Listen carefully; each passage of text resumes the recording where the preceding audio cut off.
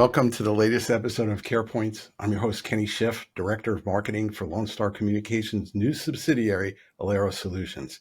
Today's episode is part of my continuing series of conversations with my collaborators at Lone Star and Alero, customers, partners, notable folks in the healthcare and tech industry. It is my pleasure to interview the pioneering healthcare technologists, John Elms and Brian McAlpine. John Elms is an accomplished executive with over 25 years of leadership experience in the high-tech industry. His career spans various roles, including CEO positions at public and privately held companies, venture-backed startups, and his own entrepreneurial ventures. I'm also proud to have Brian with us today. Brian McAlpine has spent most of his 30-year career assisting innovative startups with developing and taking to market solutions focused on the provider side, primarily in acute care. Welcome, John and Brian. Today, we're going to focus on the role of middleware and CC&C, or clinical communication and collaboration, in the hospital enterprise in the EMR/EHR era. Both of our guests were pioneering participants in the development and marketing of what many of us know as alarm middleware. In the early days, it was about creating a bridge between systems like nurse call and telemetry, and providing a method to send alarms and alerts to pagers and early generations of proprietary in-building wireless phones. In recent years, the shift has been towards clinical workflow enabled by smartphones from Apple and various Android-based devices from the likes of Zebra, SpectraLink, and Ascom. John, you're in a unique position to have been part of the evolution of connected devices and workflows, starting with your executive role at SpectraLink and continuing with your time at ConnectAll, Critical Alert, and Tiger. Between you, me, and Brian, we've been around this stuff a long time, going back 10, 12 years ago. We all were very excited about the possibilities of middleware, smart alarms, and universal connectivity. Did it turn out the way we imagined? What happened along the way? It did not turn out as we had imagined when we started.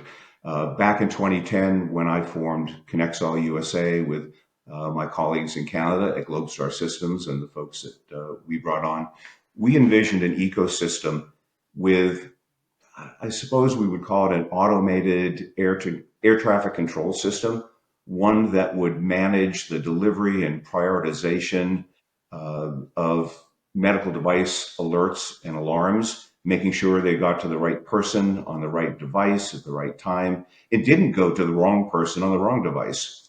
As a reminder, this industry began with the introduction of wireless telephones into the healthcare enterprise. And that's where I entered back during my tenure at SpectraLink.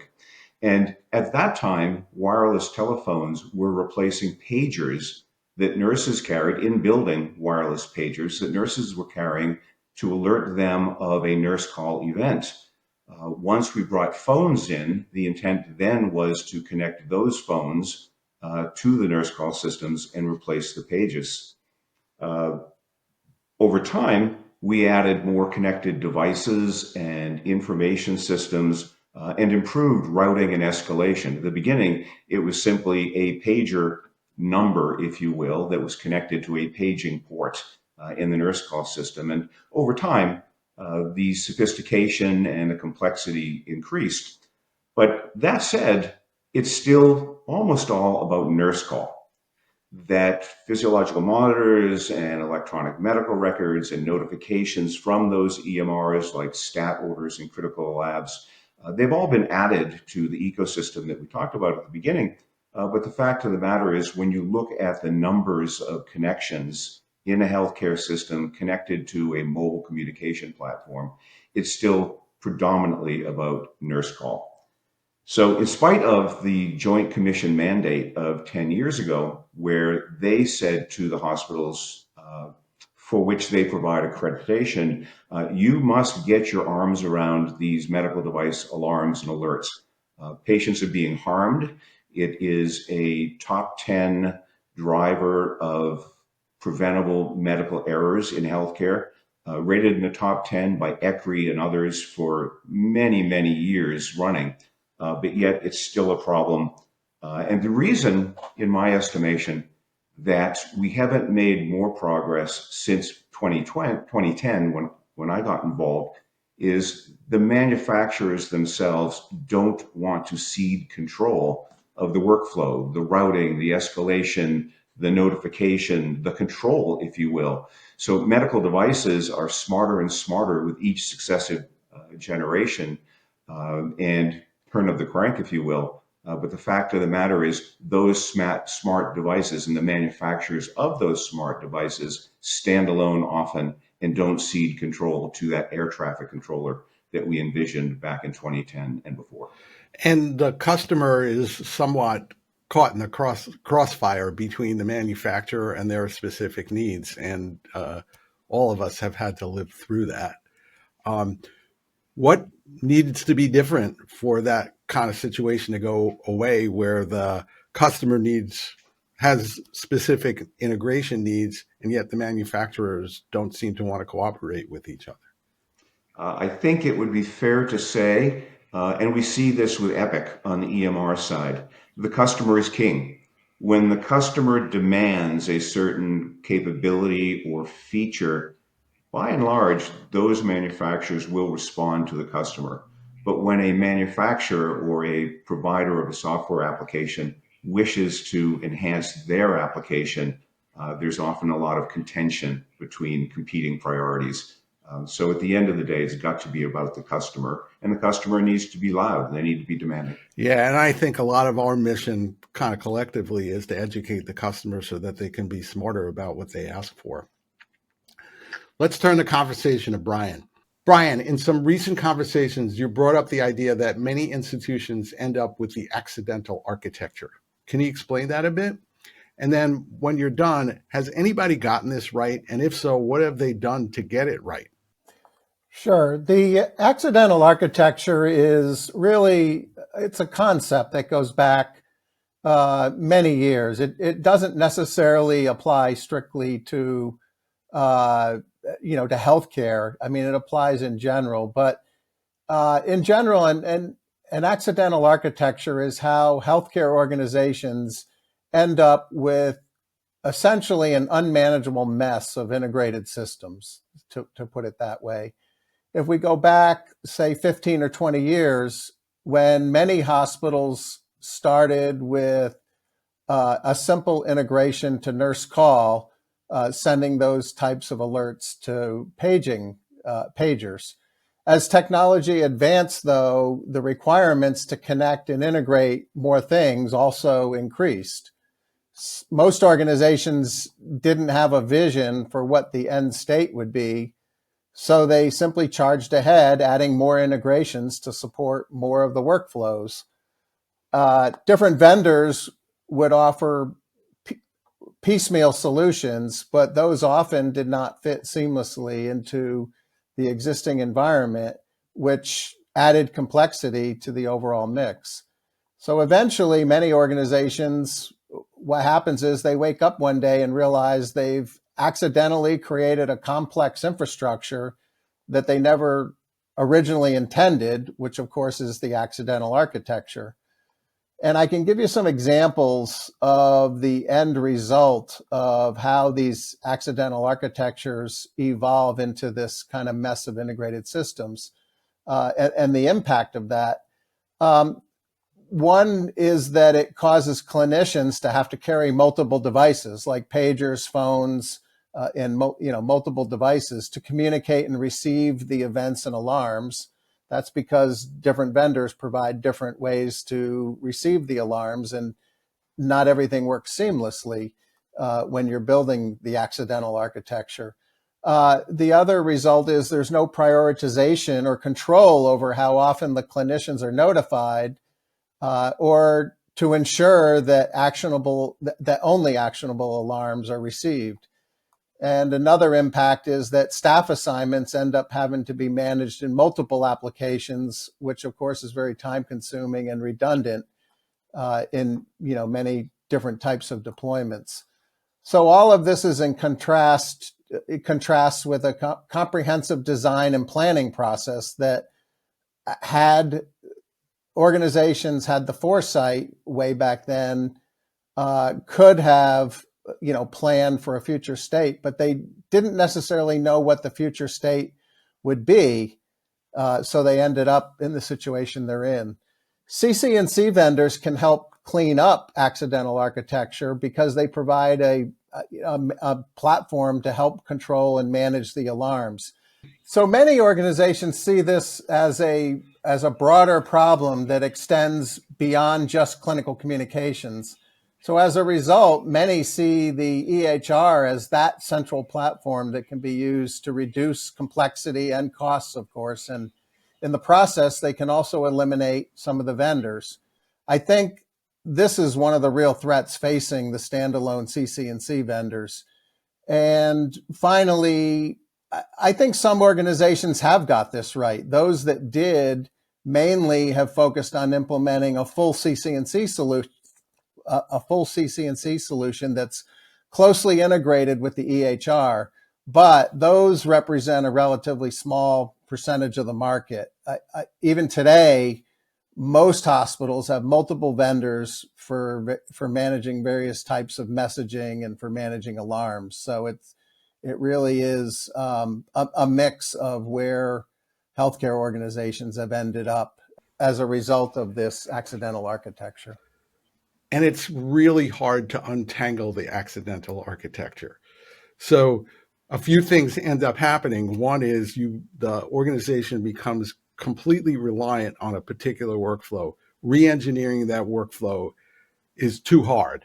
And then similarly, people who may have been involved when the original solution was concocted are gone. So the institution is missing key knowledge. And then there's less people in the healthcare enterprise, especially from an IT perspective, to do all this. So it's really hard to take a step back and say, okay, let's do this over. Brian, let's have you a follow-up on that. Is there a place for Epic-centric alarm and alert presentations with CC&C and middleware still in the mix? Yeah, that's a great question. And I think there is. Today, it's really a multi-vendor environment. Customers are asking for these Epic-centric workflows. They're looking to leverage Epic's mobile applications wherever they can. They've spent a lot of money on Epic, and they want to leverage what they've purchased. Epic has the ability to present and manage alarms inside their Epic Rover mobile app. So nurses can get various types of these alerts and alarms on their mobile devices and manage it within Epic. And many of the CC&C vendors provide a validated alarm management integration into mobile apps such as Epic Rover that's primarily used by nursing. The standalone alert and alarm management vendors like ConnectAll, they also have validated live integrations with Epic. And when it comes to managing alerts and alarms, the EHR vendors like Epic make a big distinction between alerts like, say, example, a critical lab result and life critical alarms. There's a big distinction between the two. Life critical medical alarms come from medical devices. And because of the regulatory concerns, Epic has not integrated directly with devices like patient monitors to manage alarms. So this actually supports the market for standalone alarm management platforms because customers often want a unified way to manage all of the alerts and alarms, like in a single platform. However, sometimes all that's required, you don't need a comprehensive platform. Sometimes all that's required is a basic integration to nurse call. So every customer has a different starting point and a different set of requirements. So there's clearly a place for CC&C, alarm middleware, and Epic to all work together. And there are many instances of that deployed in the market. And going back to what John said, that if the customer takes charge of its own future and articulates its needs, then the various players who are involved in architecting the solution have to comply to the requirements that the organization is putting in front of them. So yeah, it all comes down to those requirements. So John, let's go to you. So we brought up CC&C a bit, and we've sort of converged CC&C and middleware, and what we used to think of as middleware is now CC&C. So can you give me your perspective on where the CC&C market is headed from your point of view? Yeah, sure. And I suppose at this point I've become the agent of doom in some respects because, as Brian mentioned, what prevents Epic from entering the middleware market is not technology, it's regulatory and its desire not to be FDA regulated as a Class 2 medical device. The day that that changes, the landscape will change. And history would tell us that the long-term prognosis is not very good for standalone application providers for CC&C and middleware. I've been involved in an awful lot of technologies over my, now I suppose, long career, and good enough features always supplant best of breed applications when they're tightly integrated with an enterprise platform. So for me, I was very early in video conferencing.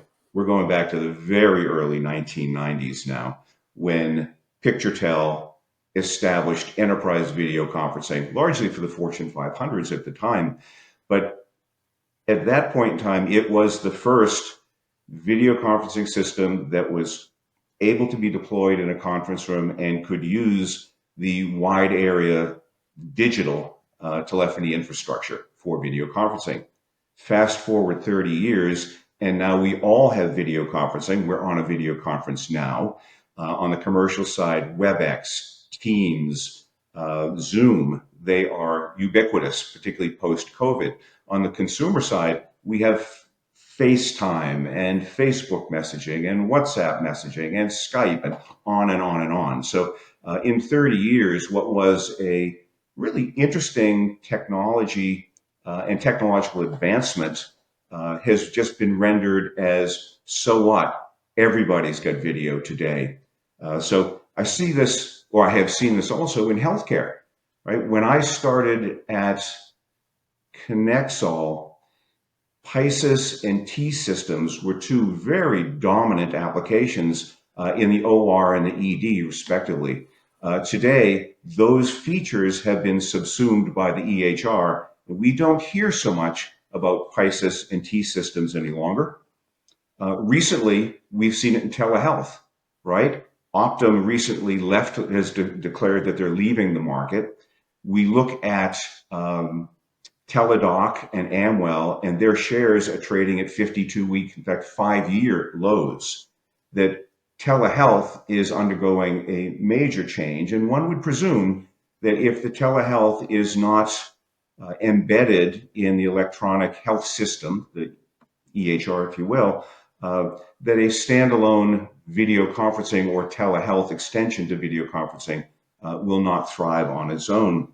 So for those reasons, it's really hard for me to make a case that CC&C and middleware will thrive as standalone applications in the face of competition from the EHRs. I mean, think back when we were all, in my case, less bald, your case, less gray, when we had web browsers that were not part of the Microsoft suite. Those web browsers may be interesting, like Opera and whatever else, DuckDuckGo, but the fact of the matter is Safari, Edge, Chrome, they dominate, and the standalone market like we had for Netscape don't exist anymore. I think it's inexorable, and that's why I would say CC&C and middleware will be challenged. I can't say that it's this year or next year, but history tells us there are challenges ahead. So in our kind of prep, you mentioned building automation systems, access control, temperature, those kinds of things. Is that a place that the people who are providing some of those services could be focusing more of their attention? Are you saying that the doom and gloom you're speaking of is comprehensive, or does it really have more to do with clinical workflow applications? So that's a topic in my answer to one of your future questions, Kenny. But the fact of the matter is, there is a case to be made that there are gaps that need to be filled between what is currently available and what is likely to be available in the, I'll say, midterm, near to midterm. Let's call it the midterm.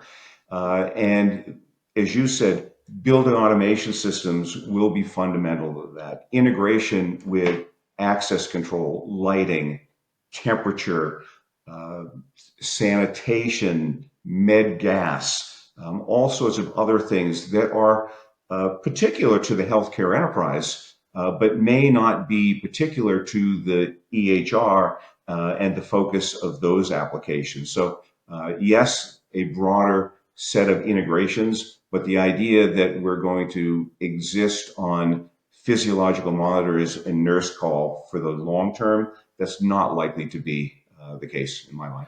Yeah, and some of the sort of ancillary augmentative technologies that, from a building standpoint, et cetera, those don't.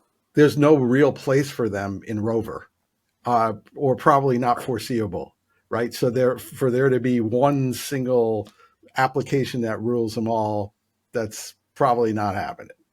That doesn't necessarily have to be the case, right? Uh, Hospital transporters and phlebotomists and environmental services staff, if the price point was set, I dare say right, but let's just say at a level at which the healthcare enterprise decided to license that community of staff, then there's no reason why Rover couldn't be able to communicate patient transport requests and phlebotomy requests and environmental services requests. Right, but as we discussed earlier, the organization has to have a vision of that, and they're going to have to figure out a way to get there. So I find that people are pretty aspirational and not realistic about what it's going to take for them to get where they want to go. Brian, let me turn to you. We've talked about patient engagement as a related set of technologies. How does it or does it not intersect with CC&C and nurse call? There's already a lot of overlap in some of these markets and some of these products. And patient engagement, so to kind of define it a little bit and to create a working definition, it's very different in the hospital, the way it's been used compared to the broader adoption across, say, a healthcare enterprise. So inside the hospital, there are product categories such as interactive patient care. So interactive patient care refers to a collaborative approach where patients actively participate in their own care journey. And it involves using technology and communication tools to engage patients during their hospital stay and beyond in many cases. Outside the hospital, it's different and across the enterprise. Patient engagement is more about empowering patients through education, and engagement improves decision making and adherence to things like care plans. It also enhances both caregiver and provider communication and data sharing, and that leads to better patient management. So if you apply that as kind of my working definition of what patient engagement is and how it's a little bit different inside the hospital as versus across the enterprise, it starts to become a little more clear, at least to me, that fundamentally this boils down to a situation where communications need to be improved, whether you're inside or outside the hospital.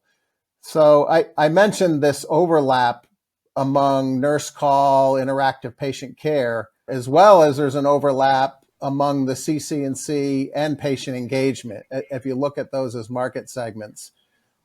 Some of the prominent industry analysts have advocated for many years now that there'll be a day when a combination of CC&C and interactive patient care can essentially replace the functionality provided by a traditional nurse call system. And I for one, agree that and think that that is definitely possible. And looking at the CC&C vendors, one area that they expanded to in, say, the last 5 years or so is with clinician to patient communication. Up to that point, the CC&C vendors' messaging was strictly designed to be between members of the care team and hospital employees. But healthcare organizations know they need to change and adapt in order to survive. And it's recognized that patient engagement will play a role in that. And further, so you look at what Epic's been doing, they've been developing solutions in this area for patient engagement. And that supplements what they're doing with their the Epic MyChart portal that's seeing more adoption, especially with the onset of the pandemic and post-pandemic. Then they have Epic Cheers, which is Epic's patient engagement branding for what they're doing in that area. And then they have Epic Hello World, which is their solution for patient messaging. And Epic's clearly going after these markets. So given all of this and the influence of Epic, I see how, easily see how it's ultimately how the market will converge and how this becomes really a major risk to the standalone CC&C vendors. When I look to the future, I see, and John talked about this a little bit, but I see a single comprehensive platform that combines messaging, patient engagement, and really all forms of communications. And I would include contact centers in that mix. And, one thing's pretty sure is that, going back to that whole concept of accidental architecture, healthcare organizations are looking to clean that up. They're looking to consolidate, save costs, simplify their environment. And, I see all of this consolidation, happening. Now, whether that happens 2 or 3 years from now or 3 to 5 years from now, or even longer, I don't know. But I think it will start to happen across the healthcare enterprise before it starts to happen within the hospital. But I think this whole convergence to a single platform it will ultimately happen. And of course, the care not happening in the actual hospital. So solutions that traverse the enterprise and beyond. What the enterprise is different than what we used to think it is. Yeah, clearly. And I would include all the way to the home as well. Patient engagement vendors have been looking at this broader, and it is a much bigger value proposition than just looking at the hospitals itself. Thank you, Brian. I'm going to have John take us home. So, John, the nurse call companies have been highly territorial about connecting their infrastructures to third parties, living in fear that control over their workflow and the value of their capabilities will be diminished. And you covered this a little bit earlier. What does the future hold for the software side of platforms like Nurse Call in an EMR-centric universe? It's an interesting place to go. I had said at the beginning my view of nirvana, and I suppose it's a view that was shared by many of us in the early days of, I'll say, middleware, to include Michael McNeil, who many of us still look to as the godfather, if you will, from his days at Emergent. Brian worked for Michael. I worked with Michael, and Michael really defined a space. Back in the early days, it was a duopoly here with Connexall in Canada and Emergent in the US. And Connexall later came to the US in 2010 when I formed the company, largely because Emergent had sold to Philips, and Philips had really ceased to market Emergent as a multi-vendor platform, favoring enhancement of the Philips platform, which we've seen happen over again. But in any event, the idea that we have an air traffic controller of sorts, and Brian said that convergence where there's a single platform handling all communications, I think that's That's really where we'd like to see the industry get to. When it gets there is anybody's guess. I had a call last week with a particular hospital system, and they're unhappy with their current nurse call vendor. And Kenny, you and I have seen this movie before. But apart from the hardware replacement costs, what they identified as their major impediment to solving what they perceive as a problem is the structured cabling that lives in the walls. And the reason for that structured cabling is all of these systems, in this case, we'll talk about nurse call, we'll stay with nurse call, that structured cabling exists to transmit proprietary digital signaling. And at its core, a nurse call system really lights a light so a nurse in a hallway can see that he or she and their presence is needed, sounds a tone at the nursing station to bring someone's attention to that light, right? Hence the phrase, lights and tones for nurse call systems. And over the years, led in many ways by Rolland, who has been for years and remains the market leader, by bringing more advanced features to their nurse call, making it more proprietary, not less. So in my conversation with this customer, we talked about, wouldn't it be interesting if nurse call deployments were like telephony deployments? When you install a telephony system, maybe you pull 60 pair of low voltage wiring, you punch them down, and if you were to change your phone system, you grab some new pairs and you punch them down, and voila, you're up and running on a new telephone system. That doesn't exist in nurse call today.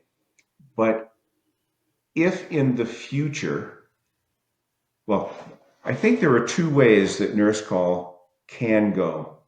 One is it will be supplanted by IP-based patient engagement systems once UL 1069 is breached, if you will. So UL 1069 is a regulation that says you must have this uninterrupted, highly reliable, you might say completely reliable system to sound those tones and light those lights when a patient requires attention. So UL 1069 allows the industry to remain, in my estimation, rooted in the past, in the way that we've always done things.